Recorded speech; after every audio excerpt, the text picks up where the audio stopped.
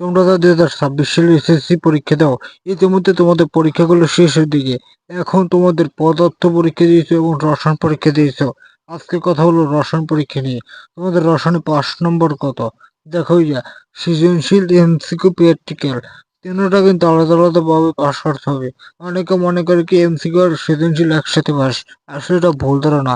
তোমার এমসিকিউ তে আলাদা পাস করতে হবে, সৃজনশীল আলাদা পাস করতে হবে। এমনকি প্র্যাকটিক্যাল খাতা সেখানেও কিন্তু পাস করতে হবে, নাহলে কিন্তু তুমি ফেল করবা। তোমার যেখানে এমসিকিউ 25টি এমসিকিউর মধ্যে তোমার অবশ্যই 8টি এমসিকিউ হওয়া লাগবে। এমনকি সৃজনশীল 5টি সৃজনশীল দিয়েছে রসায়নে, সেখানে তোমার কমসে কম 17 পাওয়া লাগবে। 50-এর মধ্যে 17 পাওয়া লাগবে। তারপর প্র্যাকটিক্যাল, যেটা তোমার স্কুলের কবি থাকবে, সেখানেও তোমার পাস করতে হবে। 8 পেতে হবে, 25-এর মধ্যে 8 পেতে হবে।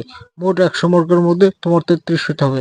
এমসিকিউতে 8, সৃজনশীলে 17, আর তোমার প্র্যাকটিক্যালে 8, মোট 33 পেয়ে তোমাকে পাস করতে হবে।